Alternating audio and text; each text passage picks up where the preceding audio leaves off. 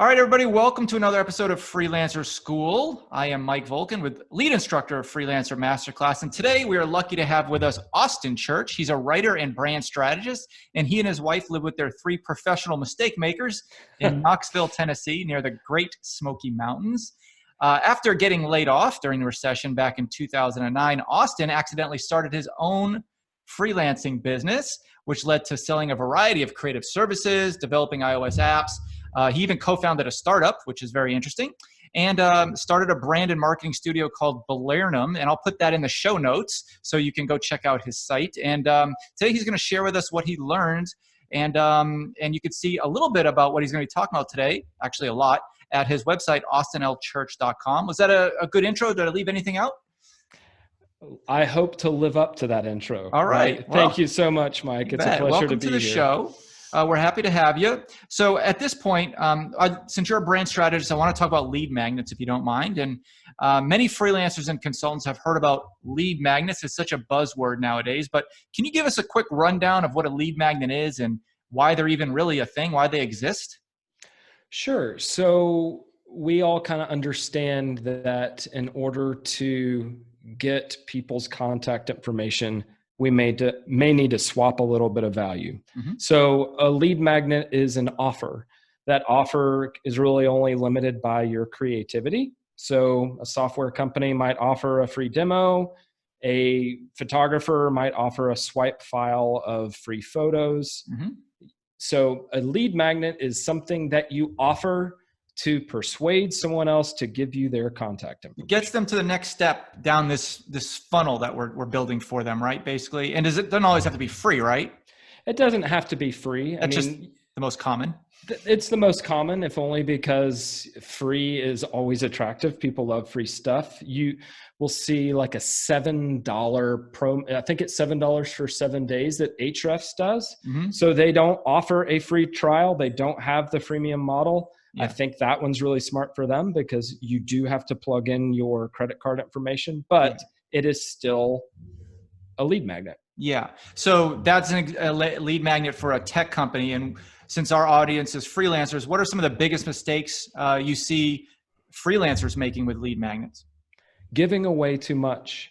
And I don't mean like too much of their knowledge or too much of their expertise. I mean, and I've made this mistake myself, you put everything you can think of, you stuff it into like a guide, and that guide is 60 pages long, 100 pages long, whatever. Mm-hmm. The challenge is all of those really long, meaty, and yes, very valuable lead magnets end up in the folder of doom.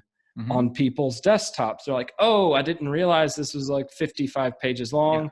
I'll get back to that. So I think that's one of the biggest mistakes is you're giving away too much. If people don't use it and they don't experience the value, then you haven't really started a relationship with them. Another big mistake is giving away the lead magnet without actually getting a way to contact that person in the future. So there was no true exchange. Mm-hmm. Hey, download this thing from my site. And it's awesome that people have downloaded the thing. But if that person signaled that they have a problem that you can help with by downloading the thing, wouldn't it be nice if you could follow up later and say, how's it going with the thing? Like, did you fix your problem? Tell me more. And who knows, that could turn into a business relationship. Yeah, I actually did a test on that a few years ago about collecting their contact information versus not. I had my contact information in a short ebook I was giving away, and actually I didn't see much. I saw a little decline in conversion, but not that much because I had my contact information throughout the ebook. So it's something to be said about drip emails and if they work or not, which they certainly do because the fortune is in the follow-up. But I've literally given away lots of stuff on my website for free without collecting an email. And just because I had it in that in the presentation, whatever they downloaded, those that were really interested, the hot prospects, were going to be calling me anyway. So, but there was a decline. Point. I think it was like 8% or 9% or something like that. And I think you bring up a really good point, which is make sure that you have a call to action in your lead magnets. And we don't need to get too much into tactics yet, I don't guess, but I think what you said is incredibly valuable. If you do want to give something away for free, make sure that the strategy of the free thing is still sound in the sense of, hey, yes, be magnanimous, be philanthropic, give away free stuff, but Mhm. still, are you in business to do business and make Yeah. sure that people remember that they could hire you to help them further along on their journey? Yes, and make sure it's your own. I've literally signed up for a lead magnet. That was my ebook that somebody else was giving away. They changed No. their title of it. Yeah, it was a few years ago. So I'm like, hey, this looks a lot like mine I created a couple of years ago. That And I've is seen that a before. high compliment, but it's Maybe, but also like frustrating. I know. And I've had other lead magnets where I would literally download content. It was the exact same ebook I downloaded like a few months ago from some other site. They're just, you copy them, you change the header, and people are they're doing that now. So just be wary of who you're talking to and who you sign up for services with, and make sure that they are the true real deal thought leader that you hope they are. But I heard you refer to alternatives like as snacks. Can you describe what a snack is? What counts as a snack? Yeah. So I mentioned earlier that our first thought is to create this big, meaty lead magnet. And in my mind, a snack is the opposite. It's something that you create to give people a taste, give them a sample. You know how you can or you used to be able to go to Costco, right? And just walk around and grab samples. Well, a snack gives people a quick win. And if that's the only thing people walk away with today, it's give people a quick win. Let them solve a problem they have in 5 to 10 minutes using something that you created for them. And so a snack is quite simply like a 5 to 10 minute quick fix that you can offer to people. Yeah, you talk in my language. That's my YouTube videos every Thursday are just snacks of whatever I think the issue is of the week or the day that somebody might be having. And then, hey, if they want the full Freelancer Masterclass, they come to my site and get the real deal. But I like that idea of a snack. I haven't heard it referred to as a snack before. So everyone loves snacks, right? Yeah. Freelancers create small bites of content that help people in their target audience get a quick win, right? So can you walk us through the step-by-step process for doing that? Sure. So if you're just getting started with creating content, you'll take one approach. If you've already got a lot of content, you'll probably take a different one. I can quickly touch on both. If you don't already have a ton of content, think about all of the micro problems that prevent people from solving a bigger problem, right? So let's say you're a freelancer who is if you're a freelance web designer, and a big challenge that your target audience will have is picking out beautiful stock photos for a new website. So you could offer a checklist that is the 11 mistakes you want to avoid when picking out stock photos for your new website. Now, obviously, if they hired you, you would just do that for them, and then they wouldn't have that problem. But by giving them the checklist, you establish yourself as an authority. Right. You give them the quick fix, and some of them will say, why am I even bothering with this? I've found an expert. Why wouldn't I just hire them to do this for me? So that's an example of, you may not have a ton of content yet. You think about the micro problems. Think of them like as thorns or brambles that stand in between people and what they really accomplish. What little impediments or obstacles can you get out of the way? I like it. For people who already have a lot of content, I would say, well, use your analytics, find what your top performing posts are. Use those top performing posts to tell you which lead magnets you need to create.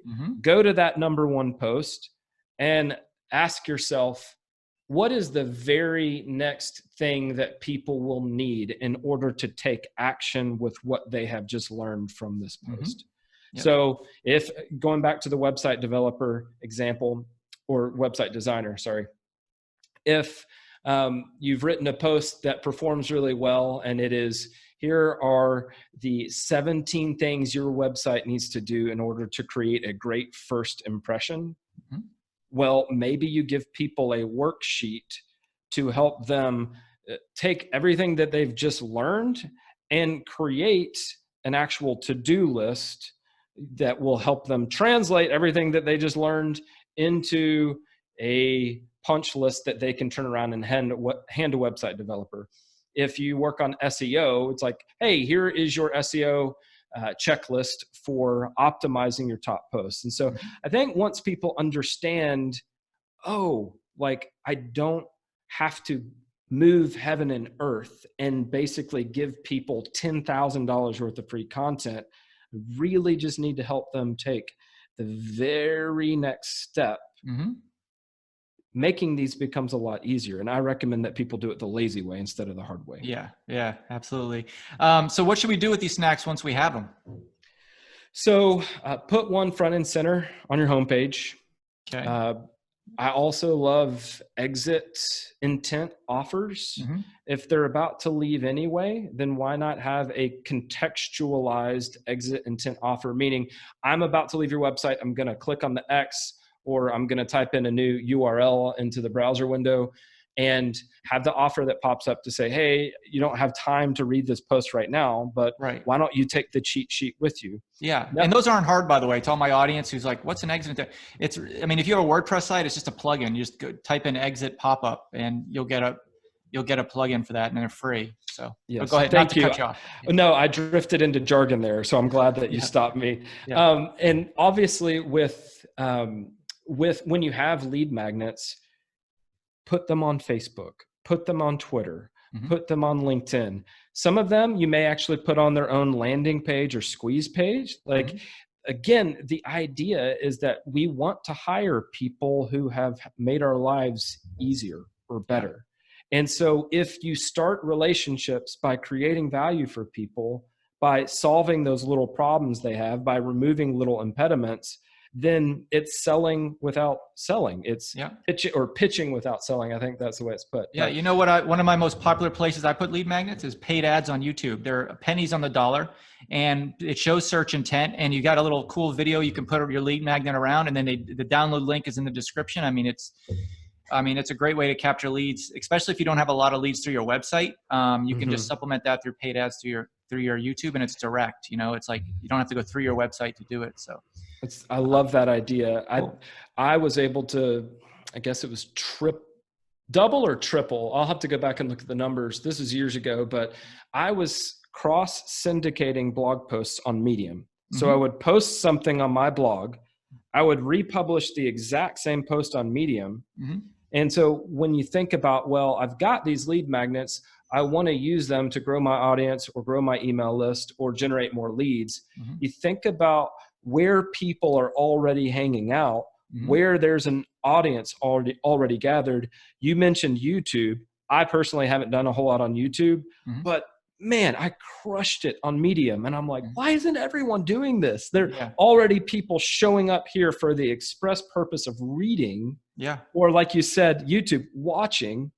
And you're just intercepting in a way that's actually creating value. You want to know my third most popular place to get lead magnet? We talked about YouTube and then my website, of course, but according to my analytics, SlideShare is one of my top places for traffic. Yeah. It still lives. I know. It's owned by LinkedIn now. And I tell you, when people go to SlideShare, they are looking for content. They are looking to absorb it themselves. They're not looking to share it. I mean, they're looking for presentation. So take your content, put it in a presentation, and it's just like YouTube. You have a little description. You can put a lead magnet there, and but it works great. I get consistent, high quality traffic from SlideShare. I get my lowest bounce rate is from SlideShare on my website. So that is an incredible tactic, and it brings to mind something else, which I think is something that a lot of freelancers miss. You can create a single piece of content and repurpose it a dozen. Oh yeah, just look at Neil Patel. He's been doing that for 10 years. Oh my, he's the king, right? So you write the blog post, right? And I had this one long form blog post, like 5,000 words long, and I thought, man, there's a ton of value in here. And a lot of people are going to get halfway through and they're already worn out. Yeah. So the lead magnet was a cheat sheet. But I could take that cheat sheet for this long form blog post and turn it into a video and turn it into a slideshow and turn it into an audio and turn it into a miniature email course. Just 10 different ways. Yeah. Easy. Just keep on recycling it. And so, yes, it can sometimes be time consuming to create really high quality blog content. Great. repurpose it 12 different ways. This podcast is being repurposed into a YouTube video. That's the reason why we're on Even Zoom. as we speak, right? There you go. So can you share with us any ideas for helping people get the most out of their lead magnets? Yes. I mean, other than posting it on various sites, is there any other tips that you might have? Anyone who is already in your network, anyone who's already on your email list, when you go and you create a new lead magnet, follow up with the people you already know and say, do you know anyone who might need this? Or please share or something. Yeah. That's right. And so it's very different saying, hey, who do you know that might need my help? And actually, I think it's fine to ask for introductions, but a very sort of low pressure way to get new introductions, to grow your network, to even make the person who's sharing look good. Right? Mike, if you gave me something and then I turned around and shared it with someone else, it actually makes me look like I'm in the know. Right? Yeah. So that's one way, is to proactively ask people who already know, like, and trust you to find other people who can share the free thing. And that is probably when your strategy works really, really well. Put the call to action in something that people don't need to plug in an email address to download. Hey, like, I just created a video about remote work. Like I said, I don't do much video, but I just did one. Put it up on LinkedIn, put it up on Facebook. And then someone said, hey, would you talk to my audience about how do you thrive as a remote worker? So I know that's that story is kind of off subject, but my point there is, if people see that you're creating high quality content, then they will look for opportunities to help you promote it. As long as it's unique, as long as it's high quality, as long as you didn't steal Mike's guide and give it away as your own, people would be delighted to help you. Yeah, it's called getting brand ambassadors. So that comes with time. A lot of people get frustrated because when they start going and creating lead magnets, they don't get much audience. It's like shouting in an empty room. But you build up an audience over time, and then it just starts to organically spread, and you become a big shot after a while and not even know it. So thanks for joining us, Austin. Can you tell us a little bit about, did you develop any kind of offers for our audience, or any place where we can find out more about you? Sure. I have a worksheet that I use with clients to help them come up with their lead magnets. I really do recommend you only spend 15 or 20 minutes. That will ensure that you're not doing too much. So how about austinlchurch.com/freelancer-school? Freelancer-school. I like that. And I'll put that in the show notes for everyone who's listening on the podcast. And I'll put it in the YouTube description for those who are watching this on YouTube. Thanks very much, Austin. It's been great. Hopefully we can do this again sometime. I'd like that. Stay well, Mike. All right. It was really great being with you. Thanks. You too. Talk to you soon.